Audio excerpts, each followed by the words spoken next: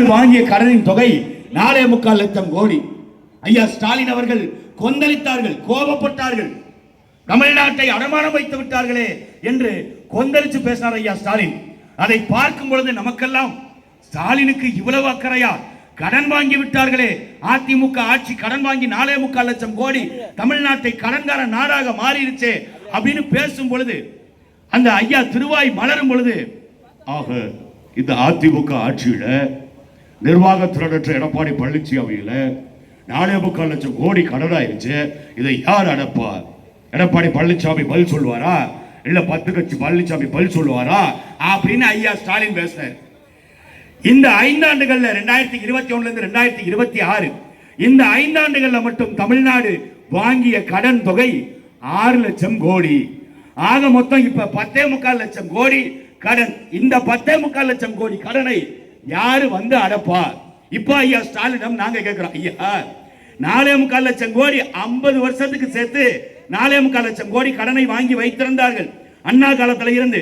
நீங்க வந்த 5 வருஷத்துல கூடுதலா 6 லட்சம் கோடி கடன் வாங்கி இருக்கீங்களே, அந்த கடனை வாங்கி என்ன செஞ்சீங்க? பள்ளிக்கூடத்தை மேம்படுத்திருக்கீங்களா? 300 அரசு பள்ளிக்கூடத்தை இழுத்து மூடி இருக்கீங்க. அரசு மருத்துவமனையை மேம்படுத்தி இருக்கீங்களா? இல்ல. அங்க போற நோயாளிக்கு மரண தண்டனையை ஐயா ஸ்டாலின் சொல்றாரு, பெண்கள் மீது கை வைத்தால் இனிமேல் நாங்கள் ஆட்சிக்கு வந்தால் மரண தண்டனை வாங்கி கொடுப்போம். ஆனால் உங்கள் மருத்துவமனைக்கு போனாலே எங்களுக்கு மரண தண்டனை தாங்க கிடைச்சிக்கிட்டு இருக்கு. மாற்று சிகிச்சையை கொடுத்து சென்னை தலைநகர் நாம பேசுறோம், தமிழ்நாட்டுடைய தலைநகர் சென்னை, அங்கதான் எல்லாம் கிடைக்கும், அங்கதான் எல்லாம் கிடைக்கும். ஆனா அங்க 8 வயசு குழந்தைக்கு போட வேண்டிய ஊசியை 4 மாத கை குழந்தைக்கு போட்டு தவறான சிகிச்சையில் அந்த குழந்தை இறந்து போயிடுச்சு. ஐயா ஸ்டாலினிடமும் அமைச்சர் மா சுப்பிரமணியம் கேட்கிறாங்க, தெரியாம நடந்துருச்சு ஐயா, தெரியாம அந்த ஊசியை ஒரு தடவை ஸ்டாலின் நீங்க போட்டுக்கங்களேன். ஐயா தெரியாம ஒரு தடவை ஐயா மா சுப்பிரமணியன் நீங்க அந்த ஊசியை போட்டுக்கங்களேன். ஒரு தடவை தெரியாம ஐயா செந்தில் பாலாஜிக்கோ, இருக்கிற அமைச்சர் KN நேருக்கோ, அன்பில் மகேஷ் பொய்யாமொழிக்கோ, எங்க அண்ணன் சிவசங்கரனுக்கோ யாருக்காவது ஒருத்தருக்கு மாற்றி போட்டுருவீங்களா? அப்ப நாட்டு மக்கள்னா உங்களுக்கு ஏறணும், எகத்தாலும். இப்ப இதையெல்லாம் மறைக்கிறதுக்கு ஐயா ஸ்டாலின் புதுசா திட்டம் சொல்றாரு. நாங்க வந்துட்டா 2000 ரூபாய் தரோம். மகளிருக்கு ஏற்கனவே 1000 ரூபாய் கொடுத்திருக்கிறோம். இப்ப 2000 ரூபாய் நாங்க தரப்போறோம். இப்ப கோடைக்கால நிதியாக 5000 ரூபாய் கொடுத்திருக்கோம். 3 மாசம் காசு, 2 மாசம் 2000 ரூபாய் வந்து இதுக்கு வெயிலுக்கு. வெயில் என்ன 2026 தான் வந்துச்சா? 25, 24, 23, 22, 21 எல்லாம் வெயில் காலமே வரலையா? என்னமோ வெயில் காலம் இப்பதான் வந்தது மாதிரி 2000 ரூபாய் நாங்க கொடுக்கிறோம். கரிசனம். இவர் எடப்பாடி பழனிசாமி நாங்க அச்சுங்க 10,000 ரூபாய் கருணை தொகை. ஏன்னா இவர் பேகனுடைய வாரிசு, அவர் வள்ளல் பாரிவள்ளலுடைய வாரிசு. 2 பேரும் வாரி வாரி வழங்குறான். காசு எங்க இருந்து கொடுக்கிற? 10.25 லட்சம் கோடி எங்களை கடன்காரனாக மாற்றிவிட்டு எங்களுக்கு காசை உலக வங்கிட்ட கடன் வாங்கி அதுல இலவசம் கொடுத்து அதுக்கு கருணாநிதி பேர் வைப்பீங்க, இல்ல இவங்க வந்து அம்மா பேர் வைப்பாங்க. 10,000 ரூபாய் கருணை தொகை. அந்த கருணையை ஸ்டெர்லைட் போராட்டத்துக்கு எதிராக 13 பேரை சுட்டுக் கொன்னீங்களே, அன்னைக்கு எடப்பாடி பழனிசாமிக்கு இந்த கருணை ஏன் வரல? அன்னைக்கு கருணையே இல்லாம 13 பேரை கொன்ற இவர்கள் இப்ப கருணை தொகை கொடுக்கிறோம். கருணை தொகை கொடுத்துட்டா எல்லாம் சரியாயிருமா? இவர் 5000 கொடுத்தாரு, நான் 10,000 கொடுக்கிறேன். இவர் பிரிட்ஜ் கொடுக்கிறேங்கிறாரு. யாரு? ஐயா எடப்பாடி பழனிசாமி. நாங்க வந்தா வீடு வீட்டுக்கு பிரிட்ஜ் கொடுத்துறோம். ஐயா ஸ்டாலின் அவங்க டாக்டர் சுபா உட்காந்துருக்காரு நினைக்கிறீங்களா? நான் எப்படிப்பட்ட ஆள்? யாரு? நான் கருணாநிதி மகன், நான் போடுற பாரு ஸ்டாட்டிக்ஸ் அப்படின்னு அவரு 8000 ரூபாய்க்கு கூப்பன். எதுக்கு இந்தியா கூப்பன்? கடைகளுக்கு போங்க, 8000 ரூபாய் அந்த கடையில போய் கூப்பனை கொடுத்தீங்கன்னா உங்களுக்கு என்ன வேணுமோ வாங்கிக்கலாங்க. மிக்சி வேணா வாங்கிக்கலாம், டிவி வேணா வாங்கிக்கலாம், இல்ல உங்களுக்கு இண்டக்ஷன் ஸ்டவ் வேணுமா வாங்கிக்கலாம். எந்த வீட்டு உபயோக பொருட்களாக இருந்தாலும் நீங்கள் 8000 ரூபாய் கூப்பனை கொடுத்து வாங்கிக்கலாம். இது ஐயா ஸ்டாலினுடைய திட்டம். நீங்க கூப்பன் கொடுக்குறீங்க, மிக்சி கொடுக்குறீங்க, கிரைண்டர் கொடுக்குறீங்க, எல்லாம் சரிங்கய்யா. இவர் வந்து ஃப்ரிட்ஜ் கொடுக்குறாரு, இதெல்லாம் கொடுத்துட்டீங்க. சமைக்கிறதுக்கு அரிசி, பருப்பு, வெண்டைக்காய், சுண்டைக்காய், தக்காளி இதெல்லாம் எவன்டா கொடுப்பான்? உங்க அப்பனா கொடுப்பான்? இல்ல உடலுக்கு போன உங்க அப்பா எந்திரிச்சு வந்து இதெல்லாம் எங்களுக்கு கொடுப்பாரா? இதை கொடுக்க வேண்டிய ஒரே ஆள் இந்த விவசாயி தான். அதனால தான் விவசாயியை நாங்கள் கையில ஏந்தி நிற்கிறோம். விவசாயி இல்லாது இங்க எதுவுமே இல்லை. இவர்கள் இலவசங்களை கொடுக்கிறான். இலவசமா எதை கொடுக்கணும்? கல்வியை கொடுறா, மருத்துவத்தை கொடுறா, இல்ல எங்களுக்கு தூய குடிநீரை கொடுறா. அதெல்லாம் காசு.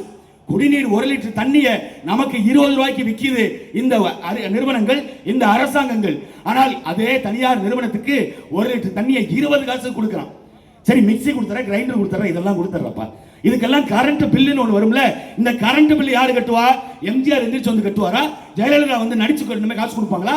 இல்ல அண்ணாதுரை வந்து கட்டுவாரா? இல்ல ஐயா கருணாநிதி வந்து கட்டுவாரா? யார் கட்டுவா? அப்ப அந்த மின்சாரத்துக்கு கட்டணம் நாம கட்டணும். இதுக்கு பேர் வளர்ச்சி திட்டமா? இது வளருது. ஐயா ஸ்டாலின் சொல்றாரு தமிழ்நாடு வளருது, தமிழ்நாடு நம்பர் 1, தமிழ்நாடு நம்பர் 1. அம்மா நம்பர் 1. இந்தியாவிலே அதிகமா கடன் வாங்கின மாநிலத்துல தமிழ்நாடு நம்பர் 1.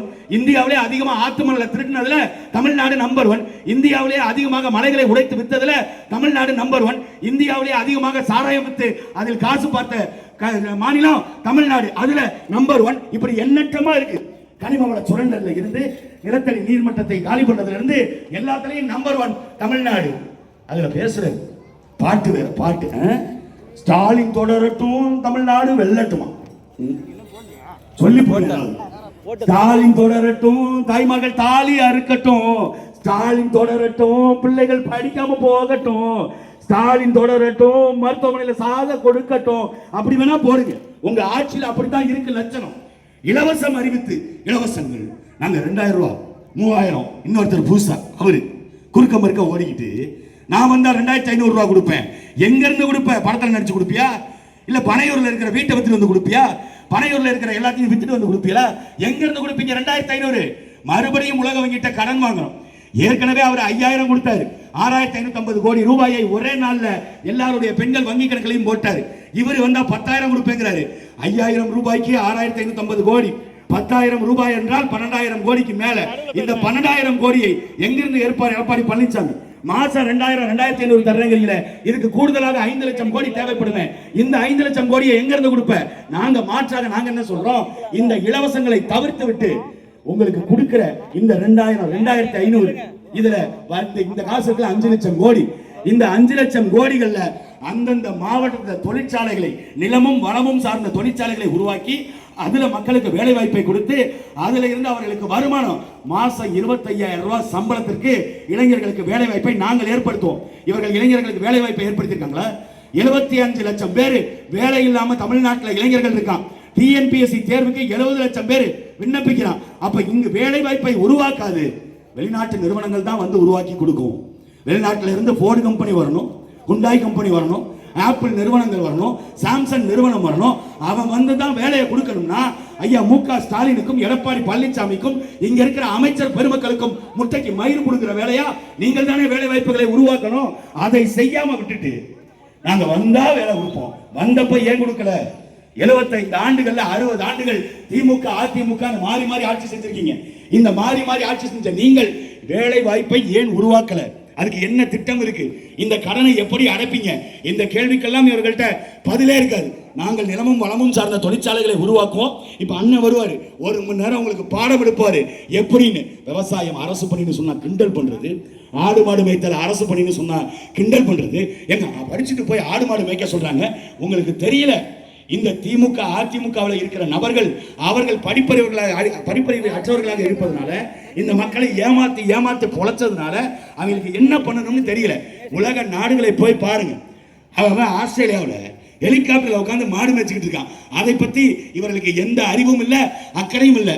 40000 கோடி டாஸ்மார்க் வருமானத்திற்காக அரசாங்கம் கை கட்டி நிக்குது. சாராய கடையில் வர்ற 40000 கோடிக்காக திமுக கால் கடக்க நிக்குது. ஆனால் பாலின் சந்தை மதிப்புல 3 லட்சம் கோடி வருவாய் வரும். 3 லட்சம் கோடி வர்ற இடத்துல வெறும் 40000 கோடிக்கு நீ முட்டி தேவை உட்கார்ந்து இருக்கிற அப்படின்னா தப்பு யார் மீது? இந்த சாராய கடையை மூடுங்க. ஐயா ஸ்டாலின் சொல்றாங்க எல்லாரும், ஐயா தமிழ்நாட்டில் சட்டம் ஒழுங்கு சீர்கட்டுச்சுங்க, தமிழ்நாட்டில் பெண்களுக்கு எதிரான குற்றச்சம்பவங்கள் அதிகமாயிருச்சு, இதெல்லாம் நீங்கள் தடுத்து நிறுத்தணும். அவடா எல்லாருக்கும் அப்பாவா தான் இருக்கிறேன். எல்லாரும் தமிழ்நாட்டு மக்கள் என்ன அப்பான்னு கூப்பிடுறாங்க. எனக்கு ரொம்ப மகிழ்ச்சியாகவும் பூரிப்பாகவும் இருக்குது. சிலாகிச்சுக்கிட்டு இருக்கிறேன். வாங்க ஐயா, தூத்துக்குடி மாவட்டத்தில் 12ஆம் வகுப்பு படிக்கிற மாணவி இருக்குல்ல, அந்த மாணவியை பாலியல் வன்புணர்வு பண்ணி கொலை பண்ணிட்டான். அந்த கொலை செய்த குற்றவாளி யாரு? ஐயா இங்க நின்று சத்தமா பேசுறீங்கன்னா நாங்க எங்கிட்ட பேசுறது?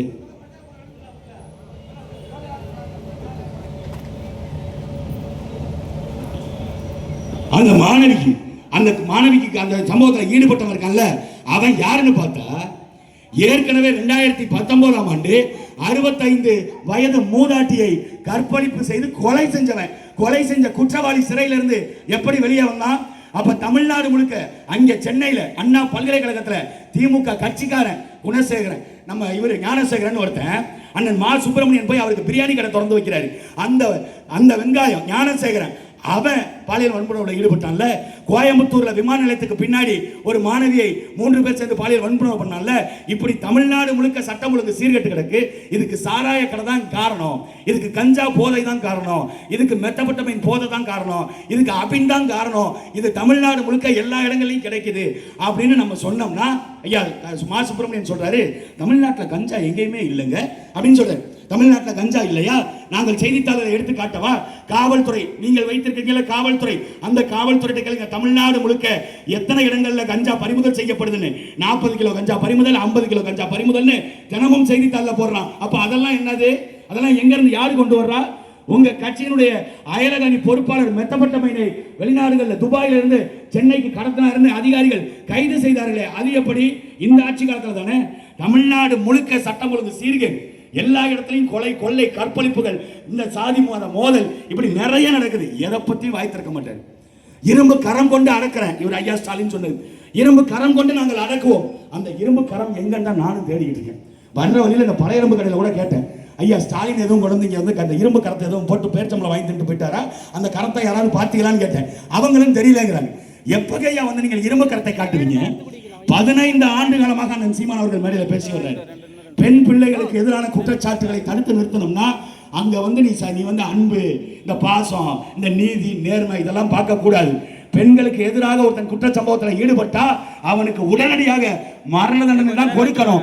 ஒரு பெண் பிள்ளையை தொட்டுட்டானா, பொண்ணு இறந்துருச்சா, அந்த பெண்ணை புதைக்காத எவன் அந்த பாதிப்பை ஏற்படுத்தானோ அவனை வெட்டி கொள்ளு, இல்ல சுட்டு கொள்ளு.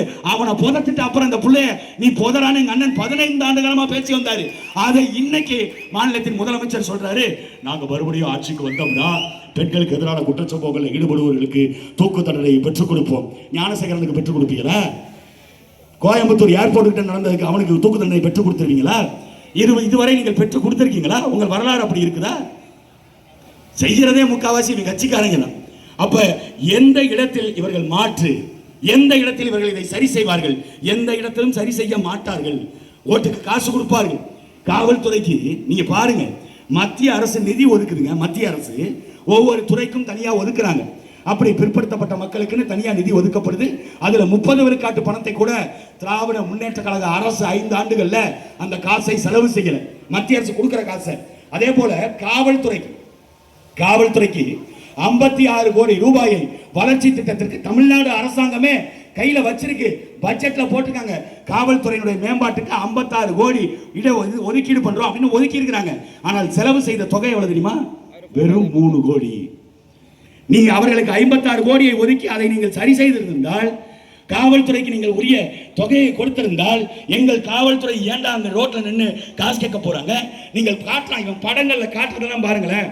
காவல்துறைனா அப்படி முரட்டுத்தனமா அவர்களுக்கு உரிய உரிமையை கூட இவர்கள் கொடுக்கல. அப்ப 3 கோடி தான் காவல்துறைக்கு நீங்க செலவு பண்றீங்கன்னா, எந்தெந்த துறைக்கு எவ்வளவு கோடி நீங்க செலவு பண்ணீங்கன்னு கணக்கு எடுத்தோம்னா, ஒட்டுமொத்தமா தமிழ்நாட்டு மக்களுக்கு பட்டை நாமம் போட்டு வைத்திருக்கிறார் இந்த திமுகவுடைய தலைவராக இருக்கிற ஸ்டாலின் அவர்களும் எதிர்க்கட்சி. இதெல்லாம் கேள்வி கேட்க வேண்டியது யாரு? எடப்பாடி பழனிசாமி. ஏங்க இதுக்கு நிதி ஒதுக்கி நீங்க செய்யல, இதுக்கு நிதி ஒதுக்கி செய்யல, அதெல்லாம் அவர் கேட்க மாட்டார். அவரு அதிமுக ஆட்சியில எப்படியாவது அதிமுக ஆட்சியை இங்க கொண்டு வரணும், பாஜகவோட கூட்டணி சேர்ந்துக்கணும். அதனால இங்க நாங்க எதையும் பேச மாட்டோம். ஏனால் கூட்டு களவாணிகள் 2 பேருக்கும் என்ன மாற்று இருக்கு? திமுக அதிமுகவுக்கு 2 பேருக்கும் என்ன கொள்கை மாற்று? ஒரு இடத்திலும் கொள்கையில மாற்று கிடையாது. இவர்கள் வந்தாலும் மலையை திருடுவார்கள், அவர்கள் வந்தாலும் மலையை திருடுவார்கள். இவர்கள் வந்தாலும் காடுகளை அழிப்பார்கள், அவர்கள் வந்தாலும் காடுகளை அழிப்பார்கள். அப்ப மாற்றத்தை நீங்கள் விரும்புகின்ற மக்கள் மாற்றத்திற்காக விவசாய தினத்தில் வாக்களித்து எங்கள் வேட்பாளர் தமிழ் அவர்களை சட்டமன்றத்துக்கு அனுப்புங்கள். கட்டாயம் நல்லது நடக்கும். நன்றி, வணக்கம். நாம் தமிழர், நாமே தமிழர். தமிழ் தேசிய இனத்தின் ஒற்றை நம்பிக்கை அண்ணன் செந்தமிழன் சீமான் அவர்கள் உங்களோடு.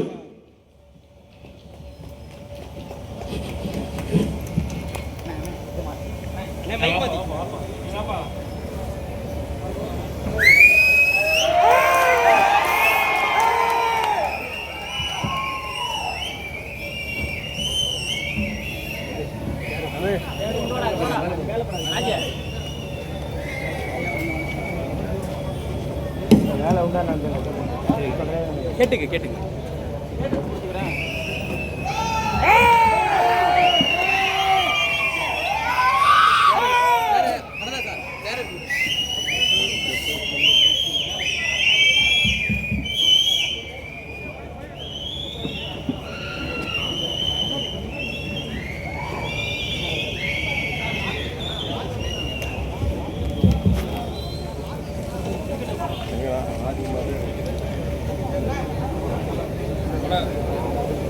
எங்களின் உயிரோடும் உணர்வோடும் கலந்து வாழுகின்ற அன்பு உறவுகள் அனைவருக்கும் வணக்கம்.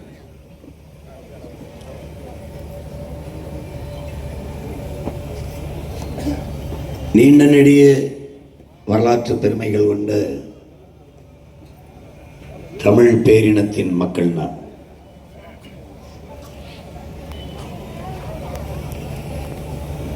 அன்று நமக்கு ஆகச்சிறந்த மொழி இருந்தது. உலகின் முதல் மொழி. உலகின் எந்த மொழியின் துணையுமின்றி தனித்து இயங்கக்கூடிய உயர்தனி செம்மொழி, இயற்கையின் மொழி, இறைவன் தந்த மொழி. ஆனால் இன்று நம்மிடத்திலே அந்த அருந்தமிழ் நம்மை விட்டு அழிந்து போனது. அழித்தது வேறு யாரும் அல்ல, நாமே தான். அந்த மொழி அழிந்து போனது என்பது கூட அறியாமல் நாம் வாழ்ந்து கொண்டிருக்கிறோம். மொழி இல்லை என்றால் அந்த இனம் அழிந்து போகும். அதனுடைய கலை இலக்கியம், பண்பாடு, தொன்று தொட்ட வழிபாடு, அதனை பெருமை மிக்க அடையாளங்கள் எல்லாம் சிதைந்து அழிந்து போகும். அப்படி எல்லாம் அழிந்து ஒரு இனம் அழிந்து போன நிலையில் நின்று கொண்டிருக்கிற நாம் எப்படி நம் தாய்மொழியை மீட்டுருவாக்கம் செய்து சிதைந்து அழிந்து கொண்டிருக்கிற நம் தேசிய இனத்தை மறுகட்டமைப்பு செய்வது என்ற பெரும் பொறுப்பை ஏற்று எது ஒன்றும் நமக்கு இல்லை என்பதை என் இன சொந்தங்கள் புரிந்து கொள்ள வேண்டும். நிலம், அதில் வளமில்லை, அதில் நீர் இல்லை. காற்று, அது காற்றில்லை, கந்தக தூசி. நீர் நீரில்லை, அது நஞ்சு. உணவு உணவாக இல்லை, அது விஷம். இப்படி ஆகிவிட்ட நிலையில் பிறக்கிற குழந்தை புற்றுநோயோடு பிறக்கிறது. ஏனென்றால் தெரியாது. 100 மரணத்தில் 90 மரணங்கள் புற்றுநோயாக இருக்கிறது. இதற்கு காரணம் குடிக்கிற நீரும் உண்கிற உணவும் சுவாசிக்கிற காற்றும் விஷமாகி போனதுதான், நஞ்சாகி போனதுதான். படிக்க கல்வி இல்லை. கல்வி தனியார் முதலாளியிடத்தில் இருக்கிறது. அப்படியே படித்தாலும் வேலை இல்லை. மருத்துவம் முதலாளிகிட்டே இருக்கிறது. போக்குவரத்து தனியாரிடம் இருக்கிறது. மின் உற்பத்தி பகிர்வு அது தனியாரிடம் இருக்கிறது. ஆனால் சாராய கடை மட்டும் அரசாங்கத்திடம் இருக்கிறது. இது எந்த மாதிரி ஒரு காலச்சூழலில் நாம் வாழ்ந்து கொண்டிருக்கிறோம்? நம்முடைய பிஞ்சு குழந்தைகள், சின்ன குழந்தைகள் தானே என்ற தெருவில் விளையாட அனுப்ப முடியாது, பள்ளிக்கூடத்துக்கு அனுப்ப முடியாது. ஏன்னால் 2 வயது குழந்தையே வன்புணர்வு செய்து கொலை செய்கிறார்கள். வயதான அம்மா தானே என்று வெளியில் அனுப்ப முடியாது. ஏன்னால் 60 வயது அம்மாவும் வன்புணர்வு செய்து கொலை செய்யப்படுகிறார். பிள்ளைகள் வீதியில் தானே இருக்கிறார்கள், ஆளுகள் நடமாடுகிறார்கள் என்று நம்பி அனுப்ப முடியாது. எல்லோரும் பார்த்து கொண்டிருக்க வெட்டி நடுச்சாலையிலே கொலை செய்கிறார்கள். இந்த நாடே ஒரு குற்றச்சமூகமாக மாறி போய்விட்டது. காரணம் இந்த போதை. கல்வி ஒழுக்கத்தை, நன்னெறியை போதிக்கவில்லை. கல்வியிலிருந்தான் ஒரு சமூகம் ஒழுக்கம் நிறைந்த, அறநெறி நிறைந்த ஒரு மேம்பட்ட சமூகமாக அங்குதான் கட்டமைக்கப்பட வேண்டும்.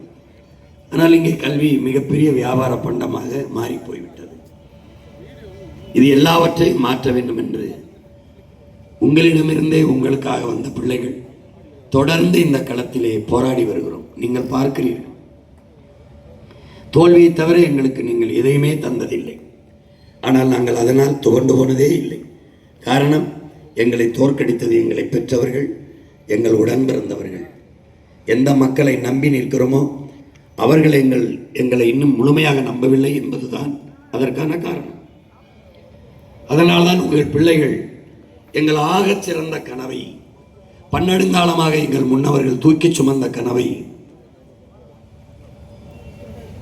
எங்களுக்கு இலக்கியமாக, வரலாறாக தந்தார்கள். அதை வாசித்து நேசித்தோம். எல்லாவற்றையும் உள்வாங்கிக் கொண்ட எங்கள் உயிர் தலைவன், அவன் நம் இனத்தின் மொத்த வரலாறையும், அறிவையும், வீரத்தையும் ஒத்த உருவமாக நின்று இந்த இனத்தின் விடுதலைக்காக போராடினான். அந்த விடுதலை போராட்டம் வீழ்த்தப்படுற தருணத்தில் அவன் தூக்கி சுமந்த கனவை உங்கள் பிள்ளைகள் எங்களிடத்திற்கு கைமாற்றினான். அதை 15 ஆண்டுகளாக தூக்கி கொண்டு என் அன்னை நிலமெங்கும் அலைந்து அலைந்து திரிந்தோம். உங்கள் பிள்ளைகள் எங்களிடம் காசு இல்லை, ஆகச் சிறந்த கருத்து இருந்தது, அறிவு ஆயுதம் இருந்தது. அதை வைத்துத்தான் இந்த நிலத்தில் இந்த தீ அரசியலுக்கு எதிரான ஒரு போரை தொடுத்தோம். எங்களிடத்தில் கோடிகள் இல்லை, உயர்ந்த கொள்கை இருந்தது. அதை வைத்துத்தான் இந்த களத்தில் தொடர்ந்து அரசியல் களத்திலே ஒரு போரை, ஒரு யுத்தத்தை, புரட்சிகர யுத்தத்தை செய்து வருகிறோம். முற்றுமுழுதாக இந்த நிலத்தில் இருக்கிற இந்த ஆட்சி முறை அமைப்பை தகர்த்து புதிய ஒரு தேசம் படைக்க வேண்டும் என்கிற கனவோடு நிற்கிறோம். எங்கள் புரட்சி பாவலன், எங்கள் திருநாட்டில் எங்கள் நல்ல ஆட்சியே என்ற அந்த முழக்கத்தை உள்வாங்கி இந்த நாட்டில் உலகம் வியக்கத்தக்க ஒரு ஆட்சியை, உலகத்தின் தலை சிறந்த நாடாக, அறம் சார்ந்த ஒழுக்கம் நிறைந்த குற்றமற்ற சமூகமாக, ஆரோக்கியமான சமூகமாக, பசி பஞ்சமற்ற சமூகமாக என் நாட்டை மாற்றி படைக்க வேண்டும் என்ற கனவில் இந்த களத்தில் நிற்கிறோம். ஒவ்வொரு துறையிலும் எப்படிப்பட்ட மாறுதல்களை உங்கள் பிள்ளைகள் செய்ய காத்திருக்கிறோம் என்பதை உங்கள் கண்முன்னே நாங்கள் அச்சு ஆவணங்களாக உங்களுக்கு கொடுத்தோம். படிக்கிற பழக்கம் என் சொந்தங்களிடத்தை குறைந்து போனது. தமிழ் எழுத படிக்க தெரியாத தலைமுறைகள் உருவாகிவிட்டது. காகிதத்தில் வைத்தேன் என் கனவை, உங்களை வந்து சேரவில்லை. கருத்தியலால் கத்தி கத்தி பார்த்தேன், முழுமையாக சேரவில்லை. காட்சிப்படுத்தி ஒவ்வொன்றாக உங்களுக்கு காட்டிக் கொண்டு வருகிறேன். அப்போதாவது இந்த பிள்ளைகள் மீது உங்களுக்கு நம்பிக்கை வருகிறதா என்று. தடையற்ற மின்சாரத்தை, ஒரு நொடி கூட அணையாத மின்சாரத்தை உங்கள் மகன் உங்களுக்கு கொடுப்பேன். இந்த நாட்டுக்கு உங்கள் பிள்ளைகள் தருவோம். அது இலவசமாக இல்லை, உற்பத்திக்காகிற செலவை எடுத்துக்கொண்டு உங்களுக்கு தருவோம். தடையற்ற மின்சாரம் தருவோம். என் சொந்தங்களிடத்தில் கேட்க வரும்போது, நான் இலவசமாக மின்சாரம் உங்களுக்கு தந்தால் வீட்டை விட்டு செல்லும்போது மின்விசிறியை அல்லது விளக்கை அணைத்து விட்டு செல்வீர்களா? செல்ல மாட்டீர்கள். எளிதாக கிடைக்கிற எந்த பொருளுக்கும் அருமை தெரியாது, போராடி பெறாத எந்த பொருளுக்கும் மதிப்பு இருக்காது. அதனால் தடையற்ற மின்சாரத்தை இதுவரை இந்த நிலத்தில் இருக்கிற மின் உற்பத்தி திட்டத்திலிருந்து மாற்றி எப்படி பெருக்கி உங்களுக்கு கொடுப்போம் என்பதை காட்டுகிறோம். இந்த நச்சு மின் திட்டங்களை, உற்பத்தி திட்டங்களை தூக்கிவிட்டு உங்களுக்கு எப்படி உங்கள் மகன் செய்கிறேன் என்பதை காட்டுகிறேன். தமிழகத்தின் நம்முடைய தற்போதைய மின் தேவை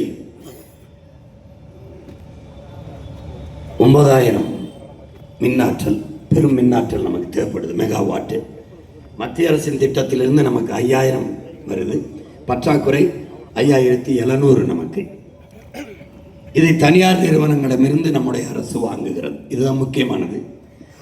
அரசிடத்தில் தனியார் முதலாளியிடமிருந்து வாங்குவதில் முதலீடு செய்கிற பணத்தை உற்பத்தியில் முதலீடு செய்திருந்தால், அதாவது பர்ச்சேஸ், அதில் வாங்குறதுல முதலீடு செய்திருந்தால், ப்ரொடக்ஷனில், உற்பத்தியில் முதலீடு செய்திருந்தால் ஒரு தன்னிறைவை எட்டி இருக்கலாம். நீண்ட காலமாக வாங்கி கொண்டேதான் இருக்கிறது. உங்களுக்கு இது விளங்கும். அப்போ ஒளிமயமான எதிர்காலத்திற்கு தடையற்ற மின்சாரம் அவசியம். இப்ப நாட்டின் வளர்ச்சிக்கு மின் உற்பத்தி, மாற்று மின்வர்க்கத்தின் மூலம் தன்னிறைவை அடைய உங்கள் பிள்ளைகள் துடிக்கிறோம். அதிலே உற்பத்தியில் முதலீடு செய்வது, ஒரு அலகு மின்சாரத்திற்கு 1 ரூபாய் என்றால் கூட இவர்கள் வாங்குவதில் முதலீடு செய்யும் போது 20,000 கோடி என்று வையுங்கள். 1 ரூபாய் என்று எடுத்தால் கூட அதில் பல ஆயிரம் கோடி கமிஷன் வந்து விடுகிறது. அதற்காகவே முதலாளிகளிடம் இருந்து, தனியார் முதலாளிகளிடம் அத்தியாவசியமான மின் உற்பத்தி, மின்சாரம் என்பது அடிப்படை தேவையா இருக்கிறது, அவசிய தேவையா இருக்கிறது. அது எப்படின்னா, மின்சாரம் இல்லாத நாட்டில் இப்போது எந்த இயக்கமும் இல்லை. அப்படி ஆகிவிட்டது. மின்சாரத்தை கண்டுபிடித்த தாமஸ் ஆல்வா எடிசன் அதை சந்தைப்படுத்தும் போது, மெழுகுவர்த்தி இல்லாத இரவுகளில் நீங்கள் இதை பயன்படுத்திக் கொள்ளலாம் என்றார். ஆனால் இன்றைய கால மாற்றத்தை பாருங்கள், மின்சாரம் இல்லாத இரவுகளில் நாம் மெழுகுவர்த்தியை பயன்படுத்துகிறோம். அப்படி இவர்கள் என்ன ஆயிட்டதுன்னா, முதலாளிகளை அத்தியாவசிய தேவையை, அடிப்படை தேவையை, தவிர்க்க முடியாத தேவையை அவர்களிடத்தில் கொடுத்து விட்டு அதிக விலையை கொடுத்து அவர்களுக்கு வாங்கி மக்கள் காசை எடுத்து அதிலே ரூபாய் 2 ரூபாய் கமிஷன் எடுத்தா கூட பல ஆயிரம் கோடி வருது. அப்படி இருந்தும் இந்த மின்சார துறையிலே நமக்கு 1.5 லட்சம் கோடி கடன் இருக்கிறது. ஆனால் மின் கட்டணம் எவ்வளவு உயர்ந்திருக்கிறது என்பதை நீங்கள் அறிவீர்கள். இந்த திமுக ஆட்சியில் மட்டும் 3 முறை மின் கட்டணம் உயர்ந்திருக்கிறது. அந்த துறைக்கு மின்கட்டணத்துறை மின்சாரத்துறைக்கு 1.5 லட்சம் கோடி கடன் இருக்கிறது. அப்ப இவ்வளவு கட்டணத்தை உயர்த்தியும் கடன் எப்படி வந்தது? பாருங்க, பல ஆயிரம் கோடி ஊழல் வாங்கிறதுல 1 ரூபாய் எடுத்தா கூட. அப்ப நிலையான ஒரு தீர்வு, தட்டுப்பாடற்ற மின்சாரம், தடையற்ற மின்சாரம் கிடைக்க வேண்டிய தீர்வு நமக்கு கிடைக்கல. அப்ப மின் உற்பத்தியில் தண்ணீரை அடைய வேண்டும். இங்க பாருங்க, இதெல்லாம் நம்ம ஊர்ல இருந்த மின்மாற்றி மின்சாரம் தான். இப்ப அனல் மின் உற்பத்தி, அணு உலை மின் உற்பத்தி, இதெல்லாம் என்னன்னா ஆபத்தான மின் உற்பத்திகளை எல்லாம், இயற்கைக்கு கேடானது, பேரழிவை ஏற்படுத்துவதெல்லாம் அரசு வைத்துக் கொள்ளும். சூழியலுக்கு எந்த கேடும் வராத ஆபத்தில்லாத மின் உற்பத்தியை தனியாற்ற கொடுத்தது. இந்த ஆபத்தானதை எதிர்த்து நாம் போராடும் போது அரசு அடக்குமுறை ஏவி சுட்டுக் கொள்கிறது, சிறைப்படுத்துகிறது, வழக்கை போட்டு நம்மை சித்திரவதை செய்கிறது. ஆனால் ஆபத்தில்லாத மின் உற்பத்தியை முதலாளிகளுக்கு கொடுத்து விடுகிறது. இது எப்படிப்பட்ட நிர்வாகம் என்பதை என் அன்பு தம்பி தங்கிகள், என் அன்பு பெற்றோர்கள் சிந்திச்சு பார்க்கணும். இது அணு உலை, இது அனல் மின் நிலையம். இந்த அனல் மின் நிலையம் நீங்க பார்த்தீங்கன்னா எண்ணூர்ல இருக்கு, இங்க பல இடங்கள்ல இருக்கு. இதுல உலர் சாம்பல் என்ற ஒன்றை வெளியிடும். அந்த பாருங்க, இந்த சாம்பல் மாதிரி இருக்குல்ல, இது என்ன செய்யணும்? அப்படி காற்றில் கலக்கும். அந்த நிலத்தில் இந்த தண்ணி இதை கொண்டு கொட்டுவாங்க. அப்படி அந்த நிலம் நாசமாயிரும், நாசமாயிரும். அந்த இப்போ எண்ணூர் பகுதியில், திருவெற்றியூர் அந்த பகுதியில் நான் போட்டியிட்டதே அதுக்காக தான். அங்கே போய் கடலூரில் போட்டியிட்டதும் அதுக்கு தான். நச்சாலைகள் அதிகம் இருக்குது, நம்ம வென்றதை தடுக்கணும்ட்டு.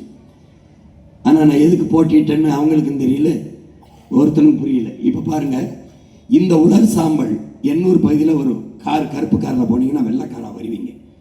உங்கள் சட்டை என்ன நேரத்தில் இருக்கோ அதில் வராது. துணியை காய வச்சு மாடியில் போட்டிங்கன்னா அது அந்த நேரத்தில் இருக்காது. உதர்னீங்கன்னா சாம்பலாக இருக்கும். சாப்பாடை எடுத்து வச்சிங்கன்னா சாம்பலை தான் நீங்கள் சாப்பிடுவீங்க. காற்றிலெங்கும் சாம்பல் கலந்து சுவாசிக்கும் போது நுரையீரல் தொற்று, புற்று, தோல் நோய், கண்ணரிச்சல் எல்லாம் வருது. புரியுதா? இப்போ பாருங்க, இந்த உலர் சாம்பலால் எப்படி வெளியாகுது பாருங்க, எப்படி உட்கார்ந்துருக்காங்க பாருங்க. நம்ம ஆத்தாளப்பேன் வாழ்விடத்தை நாசமாக்குது எண்ணூர் அனல் மின் நிலையம். இங்கே பாருங்க, இப்படி தான் போய் கொட்டி எப்படி நம்ம நிலையம் பாருங்க, இது நீரில் கலக்கும் போது எப்படி நஞ்சா போய் அப்படியே கடலில் போய் சேர்ந்துடும். உங்களுக்கு விளங்குது? அப்போ நமக்கு மாற்று மின்பெருக்கத்துக்கு வழி இருக்கும்போது இந்த அணு உலையும் இந்த அனல் மின் நிலையத்தையும் கட்டி பிடிச்சிட்டு ஆட வேண்டியது இல்லைங்கிறதா உங்க பிள்ளைகள் எங்களுடைய நிலைப்பாடு. இப்போ மாற்று மின்பெருக்கம், சூரிய ஒளியில நம்ம எவ்வளவு வேணாலும் மின்சாரம் தயாரித்து கொள்ளலாம். இது ஆபத்தான அணு உலை மின்சாரத்தை அரசு நடத்துது. ஆனால் அந்த ஆபத்தில்லாத சூரிய தகடுல மின்சாரம் தயாரிக்கிறதுல அதை தனியாற்ற கொடுத்துருச்சு. நிலம் நம்மகிட்ட இருந்து பறிச்சு கொடுத்துருச்சு. இப்போ உங்க மகன் ஆட்சிக்கு வரும்போது இந்த நிலத்தை தொடமாட்டேன், எப்படி இந்த சூரியன் எப்படி கொண்டு வரேன்னு பாருங்க. இப்போ பாருங்க, மாற்று மின்பெருக்கம். இந்த அணு உலை என்பது, என் அன்பு தம்பி தங்கைகள், என் அன்பு பெற்றோர்கள் புரிஞ்சுக்கணும். அணு குண்டின் மேல் அணுகுண்டு மேல் அமர்ந்திருப்பதும் அணு உலைக்கு அருகில் குடியிருப்பதும் ரெண்டும் ஒண்ணுதான் என்று நான் சொல்லல, அணு விஞ்ஞானிகள் சொல்றேன். நெய்வேலி பழுப்பு நிலக்கரியில் மின்சாரம். இங்க பாருங்க, இது எப்படி வருதுன்னா, இந்த நெய்வேலி பழுப்பு நிலக்கார மின்சாரம் எப்படி வருதுன்னா, முதல்ல நம்ம தாத்தா ஜம்பலிங்க முதலியார் அவருடைய சொந்த நிலத்துல போய் கிணறு தோன்றார். அதுல கருப்பா ஏதோ வந்தவன தன்னுடைய நண்பர் காமராஜிட்ட கொண்டு கொடுக்குறார். அவர் பார்க்குறாங்க, சோதிச்சு இது நிலக்கரி என்று தெரிஞ்சவொன்னு, நம்மிடத்தில் இருக்கிறத விட நாட்டிடத்தில் இருப்பது மக்களுக்கு பயன்படும்னா அன்றைய பிரதமர் நேருக்கிட்ட போய் கொடுத்து நம்முடைய தாத்தா ஜம்பலிங்க முதலியார் தன் 500 ஏக்கர் நிலத்தை நாட்டுக்காக எழுதி கொடுத்தார். அந்த மின்சாரத்தை, அந்த நிலக்கரி மூலம் பழுப்பு நிலக்கரி மின்சாரத்தை எடுக்க வந்த மத்திய அரசு, இந்திய அரசு தொடர்ந்து நம்ம மக்கள்கிட்ட விளைநிலங்களை வாங்கி, வீடுகளை வாங்கி, அங்கிருந்து வேலைதாரம் என்று அப்புறப்படுத்தி இதுவரை 65,000 ஏக்கரை எடுத்திருக்கிறது. அதிலே பூமி தாயின் தோல், ஈரக்குலை எல்லாவற்றையும் தோண்டி தோண்டி தோண்டி பாருங்கள், பல்லாயிரக்கணக்கான ஆண்டுகள் பூமிக்குள் மக்கி இந்த நிலக்கரி எப்படி உருவாகிறது என்றால், பல ஆயிரம் ஆண்டுகளுக்கு முன்பு பூமிக்குள் புதைந்த மரம் செடி கொடிகள் அப்படின்னா முன்னாடி ஒரு நிலநடுக்கத்தின் மூலமோ பூகம்பத்தின் மூலமோ நம்ம உள்ள போய் புதைந்திருப்போம். அப்ப அதுல மக்கி மண்ணோடு மண்ணாக போன அந்த மரங்கள் செடி கொடிகள் அழுத்தத்தாலும் வெப்பத்தாலும் கரியாயிரும். அந்த கரி தான் நிலக்கரி. அந்த கரிக்கு இடையில கொஞ்சம் காற்று இருக்குது, அந்த வெடிப்புகளுக்கு இடையில அந்த காற்று தான் மீத்தேன் ஈத்தேன், அதான் பயோகாஸ், அது எரிகாற்று. அதை தஞ்சை முழுக்க அதை எடுக்கிறான், இங்கே இந்த நிலக்கரியை எடுக்கிறான். இதனால காற்று மாசுபடுது. நிலம் எப்படி இருக்கு பாருங்க, நம்ம ஊர் தான் பாருங்க இப்படி இருக்கு. இதில் என்ன உங்க பிள்ளை சொல்ல வரேன்னா, போர் நடந்து பேரழிவு வந்த பிறகு கூட மக்களை அங்க குடியேற்றிடலாம். ஆனால் அணு உலை வெடிச்சாலோ இந்த நிலக்கரி எடுத்த இடத்திலேயோ மீத்தேன் ஈத்தேன் இடத்திலேயோ மறுபடியும் மக்களை குடியேற்ற முடியாது, மீள் குடியேற்றம் பண்ண முடியாது. அவ்வளவுதான், அது அவ்வளவுதான். வாழ தகுதியற்ற நிலமாக அது மாறிடும். இப்போ இந்த நிலக்கரி எடுக்கிறதுனால, இந்த அணு உலை தயாரிக்கிறதுனால, இந்த அனல் மின் நிலையம் இந்த மாதிரி இடங்கள்ல, இந்த மீத்தேன் ஈத்தேன் இந்த மாதிரி இடங்கள்ல நீர் நஞ்சாயிருது. நிலத்தடி நீர் நீங்க பார்த்துருப்பீங்க. இப்போ நெய்வேலி அந்த பகுதியில் நீங்க தண்ணி எடுத்தீங்கன்னா மஞ்சளா வரும், அதுல யுரேனியம் கலந்துருது, நஞ்சு கலந்துருது. அப்ப அதை குடிக்கும் போது உடம்புல விஷம் போயிடுது.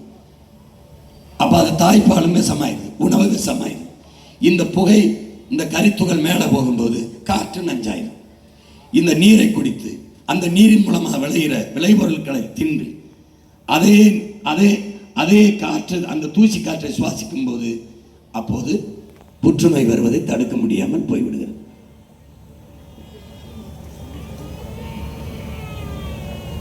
இந்த ஆபத்தான மூன்றையும் அரசு வைத்திருக்கிறது. போராடும் போது மக்களை எப்படி அடக்கி ஒடுக்கிறது என்பதை பாருங்கள். இது தூத்துக்குடியில் நடந்ததான். சுற்றுச்சூழலுக்கு எந்த கேடும் இல்லாத காற்றாலை சூரிய தகடு மின்சாரத்தை தனியாருக்கு கொடுத்து விட்டு, யார்கிட்ட கொடுத்துருக்கு? அதானிட்ட. எங்க ஊர் கமுதியில் 5000 ஏக்கர்ல 20 கிராமத்தை வெளியேற்றி விட்டு 5000 ஏக்கரில் சூரிய ஒளியில் மின்தகடு, இந்த சூரிய ஒளியில் மின்சாரம் தயாரிக்கிற இந்த சூரிய ஒளி மின் பூங்காவை அதானி முதலீடு செஞ்சிருக்கிறார். அவர் முதலீடு செய்த தொகை வெறும் 4500 கோடி தான். தமிழ்நாட்டு அரசு எடுத்த 4500 கோடி இல்லையா? ஒவ்வொரு அமைச்சர்கிட்டையும் 4 லட்சம் கோடி 5 லட்சம் கோடி இருக்கிறது. ஆனால் எப்படிப்பட்ட ஆட்சியாளர்களின் கீழே என் சொந்தங்கள் வாழ்ந்து கொண்டிருக்கிறீர்கள் என்று பாருங்கள்.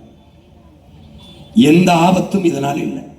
எந்த ஆபத்தும் இந்த காற்றாலை மின்சாரத்தில், சூரிய ஒளி மின்சாரத்தில் ஆபத்தில்லை, பூமிக்கு ஆபத்தில்லை. இப்போ இந்த அணு உலையால் மின் உற்பத்தி என்னிடத்தில் கேட்பார்கள், நம்மிடத்தில் ஒரு விவாதம் வைப்பார்கள். அணு உலை இல்லாமல் மின்சாரம் எப்படி கிடைக்கும், அதில் எப்படி தன்னிறைவை அடைவீர்கள் என்று. என் அன்பு சொந்தங்களுக்கு உங்கள் மகன் சொல்ல கடமைப்பட்டிருக்கிறேன். அணு உலை கண்டுபிடிக்கப்பட்டது மின் உற்பத்திக்காக அல்ல. மின்சாரம் கண்டுபிடிக்கப்பட்டதும் அணு உலையால் அல்ல. அது கண்டுபிடிக்கப்பட்டதின் நோக்கம் வேறு. ஆனால் அதை அணு தயாரிக்கும் போது அதில் கொஞ்சம் மின்சாரம் கிடைக்கும். அந்த மின்சாரத்தை நம்ம பயன்படுத்திக் கொள்கிறோம். அதுதான்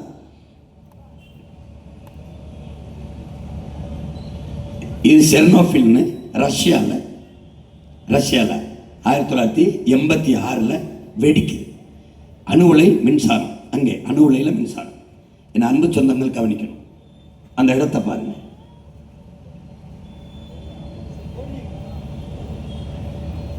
அப்போ அதிபராக இருக்கிறவர் கோப்பர்சேவ், வெடிச்சு பெருஞ்சேதம்.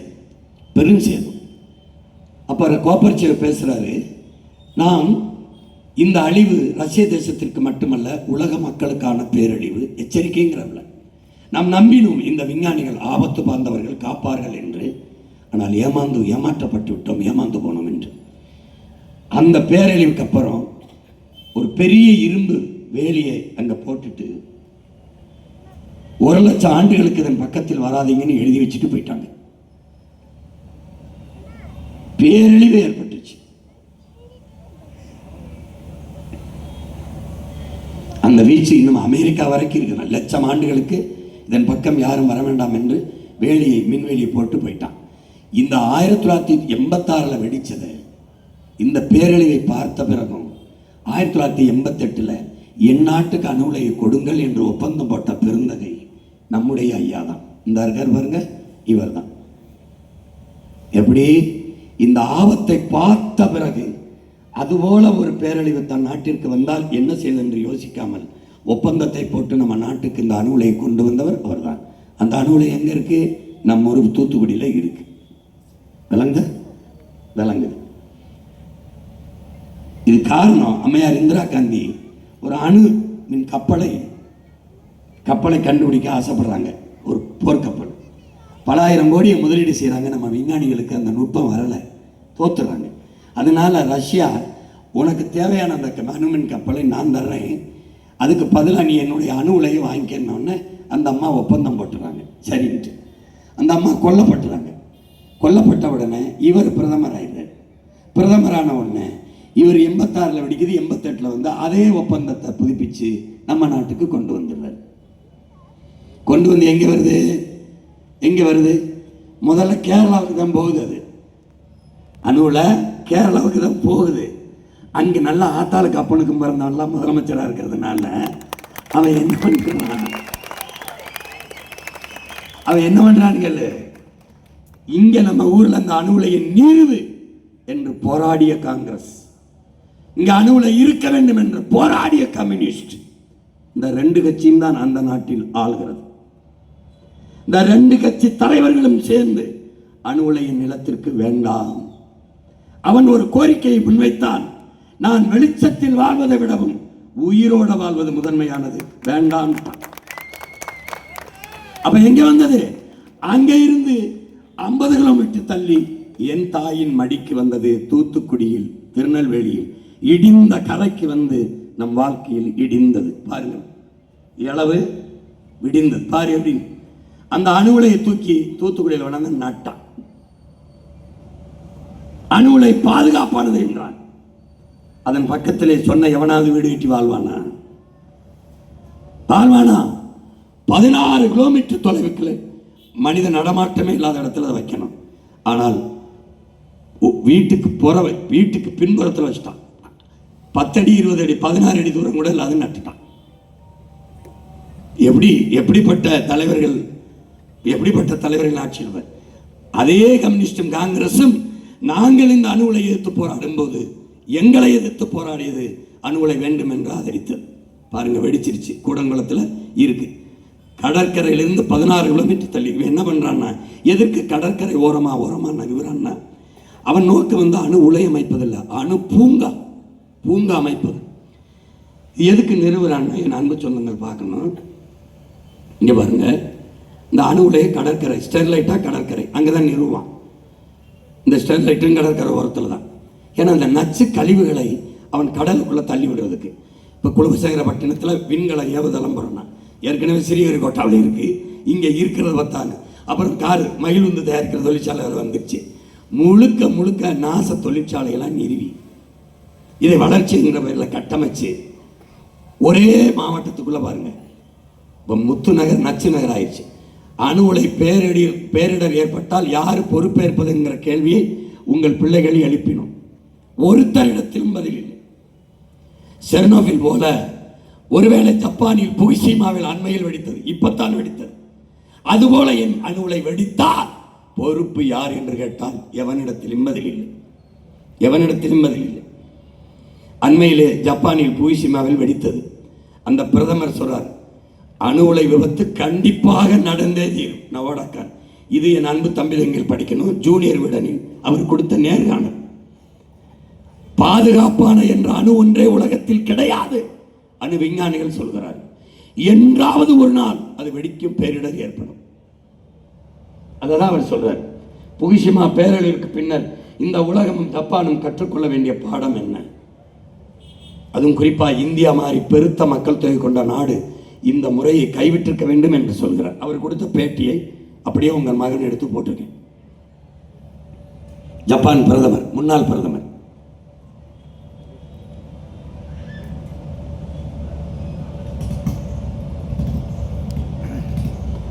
இந்த அம்மா அந்த புகுஷிமாவில் இருக்க பெண்கள் சொல்றாங்க, முன்னாடியெல்லாம் எங்கள் வீட்டு கதவை ஜன்னலை திறந்தால் மலர்களின் மகரந்த வாசை வரும், குளிர்ந்த தென்றல் வரும்.